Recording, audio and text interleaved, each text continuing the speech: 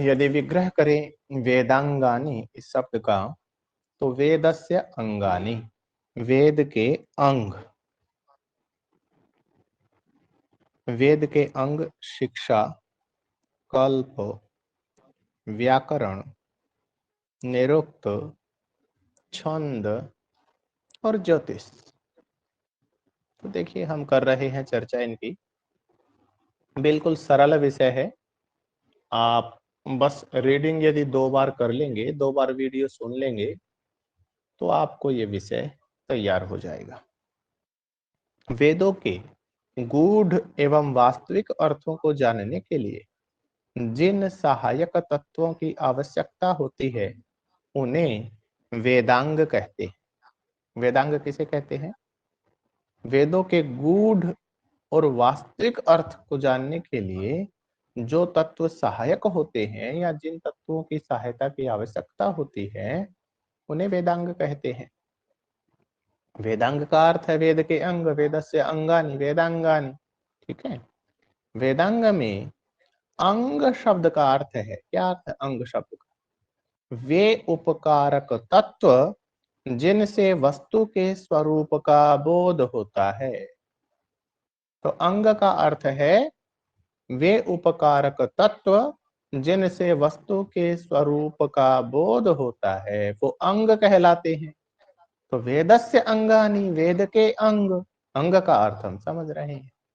अंगयन्ते ज्यायन्ते एभिरिति अंगानि, अर्थात इनके द्वारा जाना जाता है। वेदांगों के द्वारा मंत्रों का अर्थ, उनकी व्याख्या तथा यज्ञ में उनके विनियोग आदि का बोध होता है। वेदांग 6 हैं: शिक्षा, व्याकरणम, छंदो, निरुक्तम, ज्योतिषम तथा कल्पश्चेति षडंगानि वेदस्याहुर्मनीषिणः। मनीषिणः वेदस्य षडंगानि आहु। बुद्धिमान मनीषी व्यक्ति वेद के 6 अंग कहते हैं। कौन कौन से? शिक्षा, व्याकरण, छंद, निरुक्त, ज्योतिष और कल्प, ये 6 अंग हैं। वेदांग के बारे में पाणिनीय शिक्षा में हमें ये श्लोक प्राप्त होता है। छंदः पादौ तु वेदस्य हस्तौ कल्पोऽथ पठ्यते ज्योतिषामयनं चक्षुर्निरुक्तं श्रोत्रमुच्यते शिक्षा घ्राणं तु वेदस्य मुखं व्याकरणं स्मृतं तस्मात् सांगमधीत्यैव ब्रह्मलोके महीयते।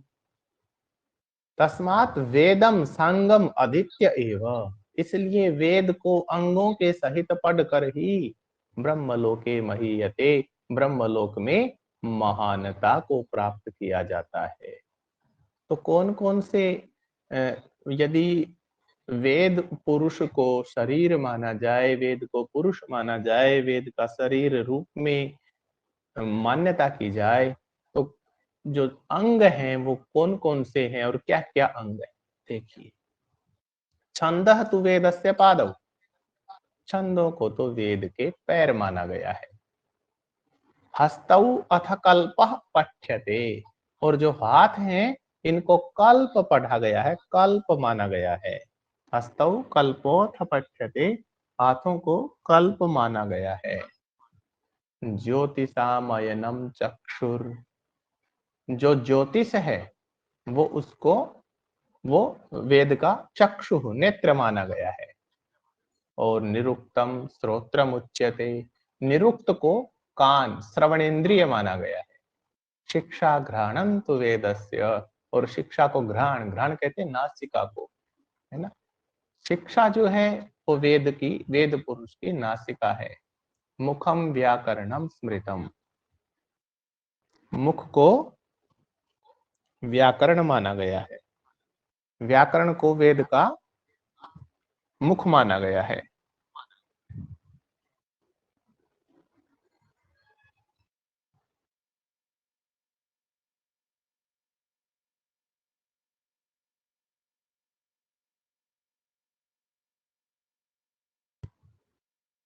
तो मुखम व्याकरणम स्मृतम,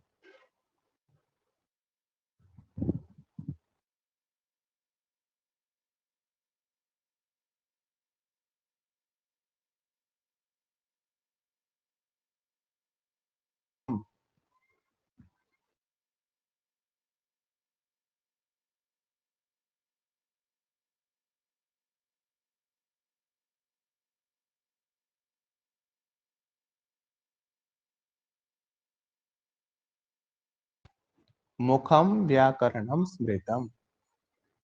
तो देखिए आवाज में प्रॉब्लम आई थी, तो अब उसको सोल्व कर लिया गया है। मुखम व्याकरणम स्मृतम। मुख को, व्याकरण को वेद का मुख माना गया है। व्याकरणम मुखम स्मृतम, व्याकरण को वेद पुरुष का मुख माना गया है। तो दोबारा हम देखते हैं, वेद पुरुष के पैर कौन है, चरण कौन है, छंद।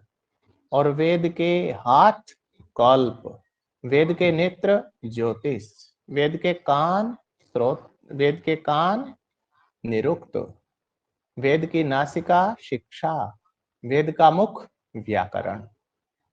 तो अब हम देखते हैं वेदांगों का सर्वप्रथम उल्लेख सबसे पहले मुंडकोपनिषद में वेदों का उल्लेख अपरा विद्या के अंतर्गत 4 वेदों के नाम के बाद हुआ है। अपरा विद्या क्या है? अपरा विद्या के अंतर्गत क्या क्या आता है? अपरा विद्या के अंतर्गत 4 वेद और 6 वेदांग आते हैं। तो 4 वेद हैं अपरा विद्या में और 6 वेदांग। तो वेदांगों का सबसे पहले उल्लेख मुंडकोपनिषद में अपरा विद्या के अंतर्गत 4 वेदों के नाम के बाद हुआ है। आगे पढ़ते हैं हम शिक्षा। तो देखिए सबसे पहले जो अंग जिस पर हम चर्चा करें, शिक्षा, उस पर चर्चा करें उससे पहले एक बार मैं फिर याद दिलवा दूं, ये श्लोक आपको अच्छे से याद होना चाहिए। प्रत्येक बात आप यदि 2-2 बार 3-3 बार सुन लेंगे, देख लेंगे, पढ़ लेंगे, तो कन्फर्म आपको याद हो जाएगा। छंदः पादौ तु वेदस्य हस्तौ कल्पोऽथ पठ्यते ज्योतिषामयनं चक्षुर्निरुक्तं श्रोत्रमुच्यते शिक्षा घ्राणं तु वेदस्य मुखं व्याकरणं स्मृतम् तस्मात् संगमदित्यैव ब्रह्मलोके महीयते। आगे बढ़ रहे हैं, शिक्षा रूपी वेदांग पर हम आ रहे हैं। शिक्षा का अर्थ है वर्णोच्चारण की शिक्षा देना, वर्णों के उच्चारण का ज्ञान देना, ये शिक्षा का अर्थ है। स्वर वर्ण आदि उच्चारण प्रकारो यत्र शिक्ष्यते उपदिश्यते सा शिक्षा।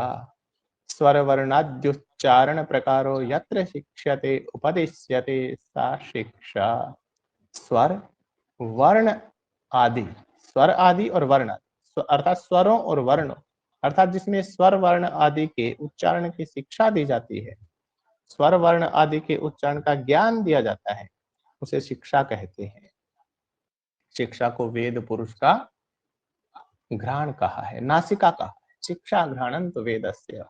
तैत्तिरीयोपनिषद में शिक्षा के 6 अंगों का उल्लेख है। शिक्षा के भी अंग हैं 6, वेद के 6 अंग हैं, शिक्षा कल्प व्याकरण निरुक्त छंद और ज्योतिष। लेकिन शिक्षा के भी 6 अंग हैं तैत्तिरीय उपनिषद के अनुसार। कौन कौन से हैं? वर्ण, स्वर, मात्रा, बल, साम, संतान। तो वर्ण स्वर मात्रा बल साम संतान, वर्ण स्वर मात्रा बल साम संतान, ये 6 अंग हैं शिक्षा के। वर्ण क्या है? वर्णो अकार आदि ही, अकार आदि जो है वो वर्ण है, अकार आदि को वर्ण कहते हैं।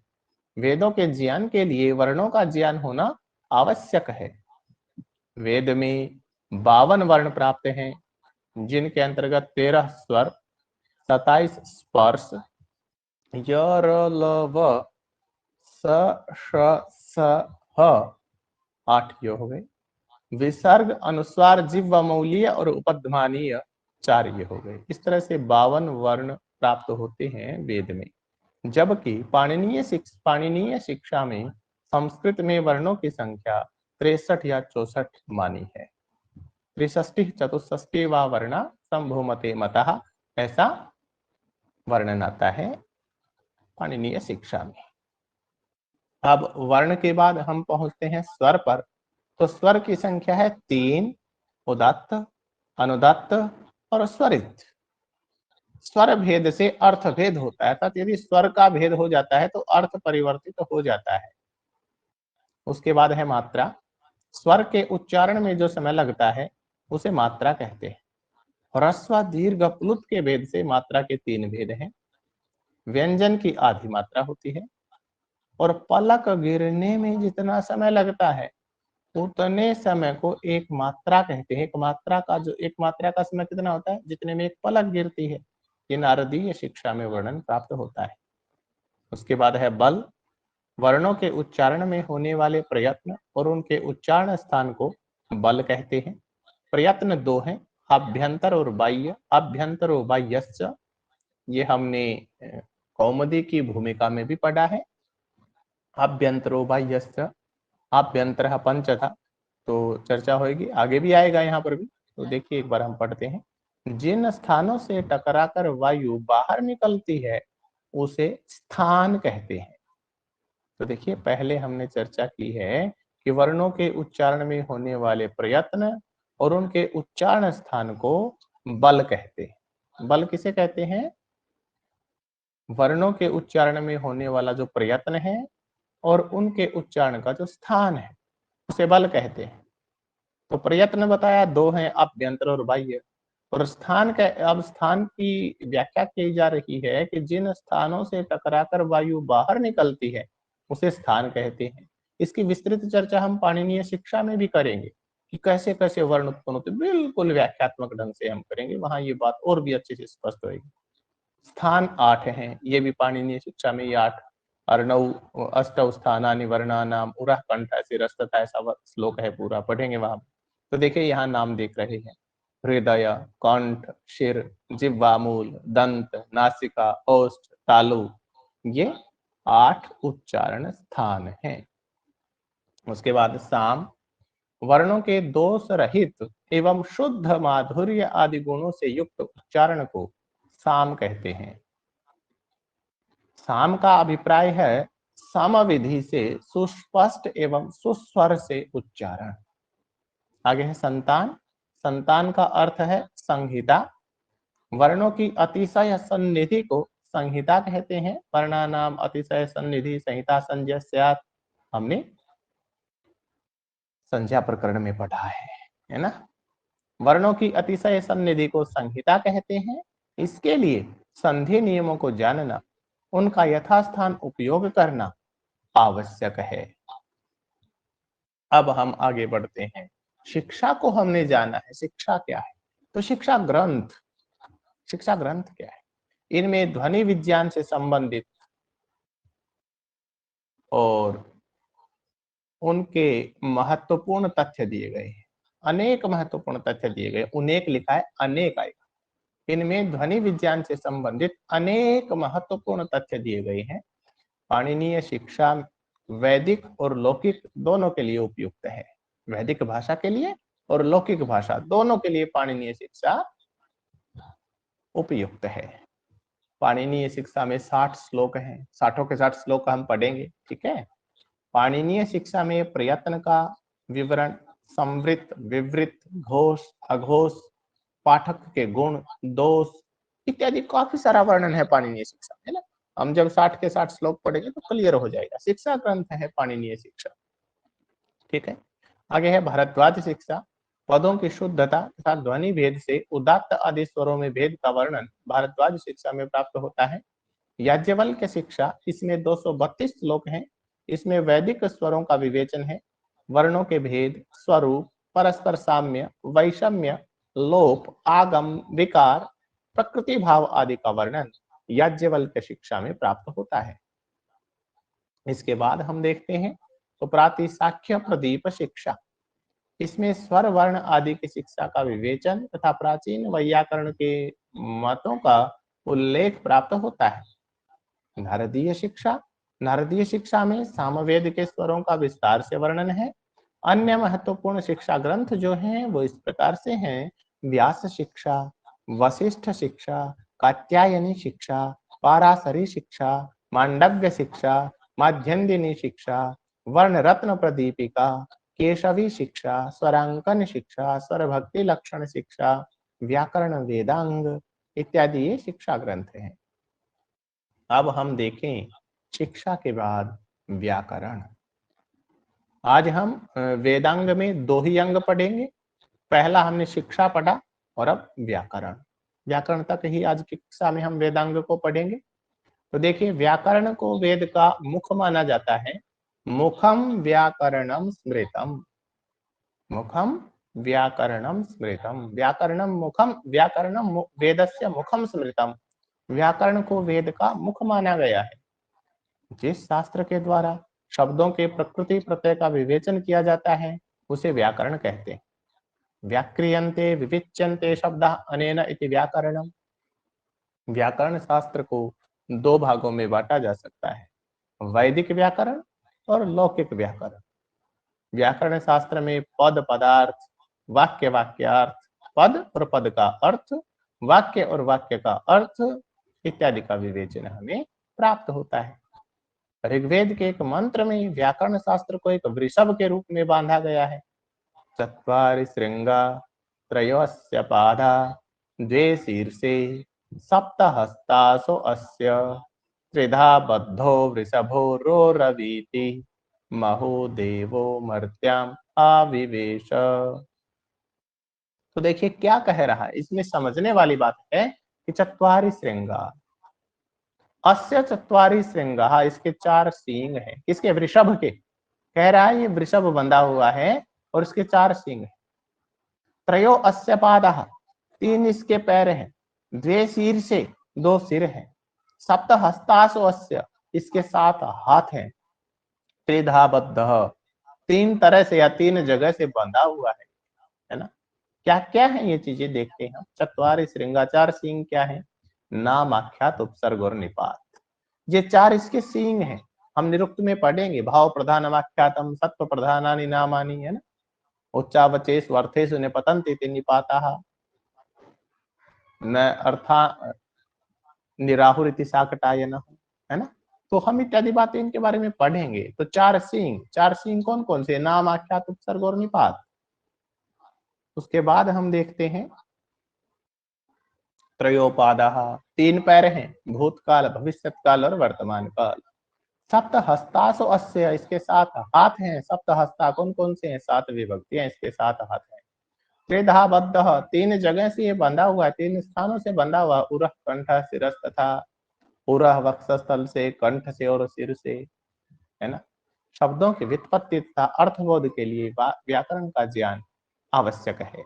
व्याकरण शास्त्र के पांच प्रयोजन है। रक्षोहागम लघ्व संदेह, रक्षा ऊह आगम लघु असंदेह। टुकड़े करेंगे इसके, रक्षा ऊह आगम लघु असंदेह। तो देखिए वेदों की रक्षा के सारी बात घूमेगी वेद के इर्द गिर्द। व्याकरण शास्त्र पढ़ना चाहिए क्यों?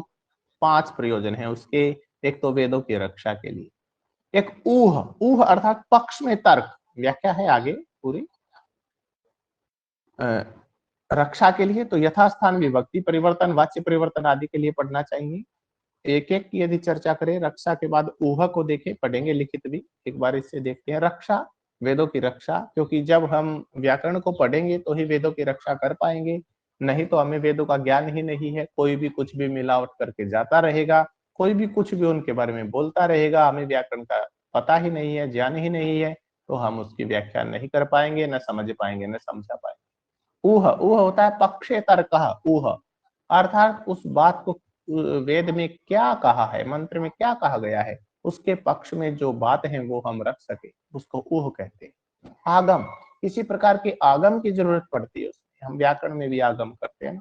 लघु अर्थात व्याकरण से ही हमें पता चलता है कि सूत्र रूप में किस बात को कैसे कहा जाए। और असंदेह, यदि आपकी बात पता नहीं झूठ है, पता नहीं सच है, तो कैसे निष्कर्ष निकलेगा? व्याकरण से आपका निष्कर्ष निकलेगा कि संदेह रहित बात है। असंदेह, निसंदेह ये शुद्ध है, ये व्याकरण से पता चलेगा। तो अब कुछ बातें इनकी देख रहे हैं हम। व्याकरण यथास्थान विभक्ति परिवर्तन, स्थान के अनुसार विभक्ति का परिवर्तन करना हो, वाच्य का परिवर्तन करना हो, आदि के लिए व्याकरण आवश्यक है। ब्राह्मणेन निष्कारणम षडंगो वेदो ध्येयो चेयश्च, एक पंक्ति आती है। ब्राह्मण को बिना किसी स्वार्थ के अर्थात निष्काम भाव से वेद पढ़ना चाहिए। सरल ढंग से शब्द ज्ञान के लिए, शब्द और अर्थ विषयक संदेहों के निराकरण के लिए वेद पढ़ना चाहिए। ऊह तर्क को कहते हैं, आगम, लघु, असंदेह, ये सब संस्कृत व्याकरण के आचार, ये सब व्याकरण के प्रयोजन है जो हमने चर्चा की है। आगे है संस्कृत व्याकरण के आचार्य एवं महत्वपूर्ण ग्रंथ। तो देखें पाणिनि के पूर्ववर्ती वैयाकरण कौन कौन से हुए हैं। आचार्य पाणिनि ने 10 आचार्यों का उल्लेख अष्टाध्यायी में किया है। उनमें से कुछ के नाम यहाँ लिखे हैं आप, इसलिए काश्यप, गार्ग्य, भारद्वाज, शाक्तायन, स्फोटायन, है ना, इत्यादि मुख्य है। प्रातिशाख्य आदि में पाणिनि से पूर्ववर्ती लगभग 75 आचार्यों का उल्लेख है, जिनमें प्रमुख हैं शिव, महेश्वर, बृहस्पति, इंद्र, आचार्य व्याधि, आत्रेय, कात्यायन, काण्व, गौतम, यास्क, वाल्मीकि, साकल्य, साकल, शौनक, सांख्यायन, हारित आदि। आचार्य पाणिनि और उनके परवर्ती आचार्य। आचार्य पाणिनि को दाक्षीपुत्र, शालातुर्य और आहिक नाम से भी जाना जाता है। व्याकरण की भूमिका में हम आचार्य पाणिनि के बारे में काफी विस्तार से पढ़ रहे होते हैं। तो आचार्य कात्यायन ने अष्टाध्यायी के सूत्रों पर वार्तिक लिखे। इनका समय चतुर्थी शताब्दी ईसा पूर्व माना जाता है। आचार्य पतंजलि को गोणी का पुत्र भी कहा जाता है, गोनर्दीय भी कहा जाता है, अहिपति, शेषाही, इन नामों से भी जाना जाता है।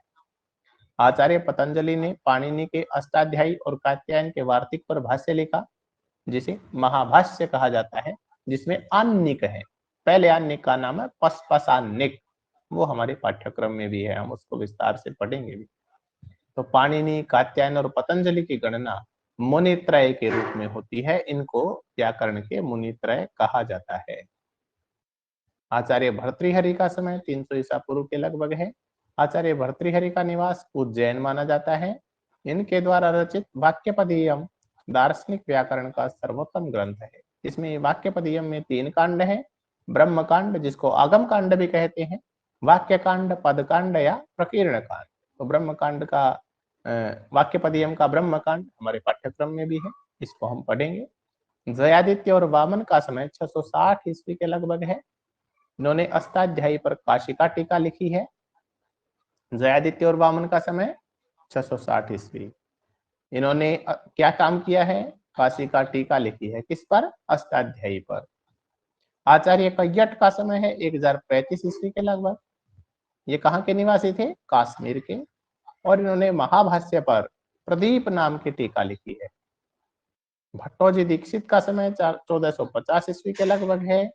इन्होंने अष्टाध्यायी के सूत्रों पर अपनी व्याख्या की है।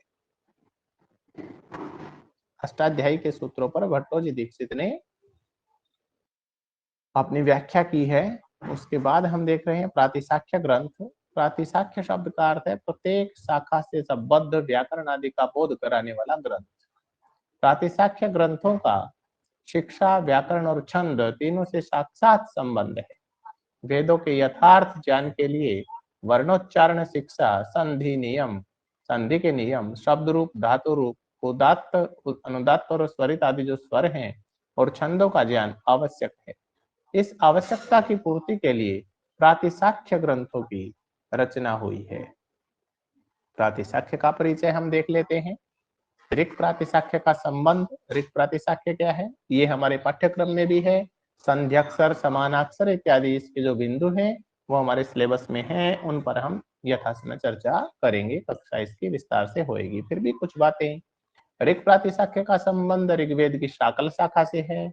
ऋक् प्रातिशाख्य को पार्षद या परिषद सूत्र भी कहा जाता है। ऋक् प्रातिशाख्य के रचयिता कौन है? आचार्य शौनक हैं। ऋक् प्रातिशाख्य में प्रतिपादित विषय पारिभाषिक शब्दों के लक्षण, संधियों का विवेचन, करपाठ का विवरण, पद विभाग और व्यंजनों के स्वरूप का विवेचन ऋक् प्रातिशाख्य में है। ऋक् प्रातिशाख्य पर 2 भाष्य प्राप्त होते हैं। एक तो प्राप्त होता है उव्वट का भाष्य, जिसका समय 11वीं सदी ईस्वी है। इसके अतिरिक्त उव्वट ने और क्या किया है? शुक्ल यजुर्वेद का भी भाष्य किया है उव्वट ने। इसके बाद हम देख रहे हैं विष्णुमित्र कृत वृत्ति। विष्णुमित्र ने भी व्याख्या की है। शुक्ल यजु प्रातिशाख्य या वाजसनेयी प्रातिशाख्य, इस प्रातिशाख्य के रचयिता कात्यायन है। शुक्ल यजु प्रातिशाख्य में 10 प्राचीन ऋषियों के नामों का उल्लेख है, जो ये हैं कानन, काश्यप, माध्यन्दिन, शाकटायन, शाकल्य, शौनक आदि। इस प्रातिशाख्य के वर्ण विषय हैं वर्ण विचार, स्वर विचार, संधि विचार, पदपाल, शुक्ल। यजु प्रातिशाख्य में 8 अध्याय हैं।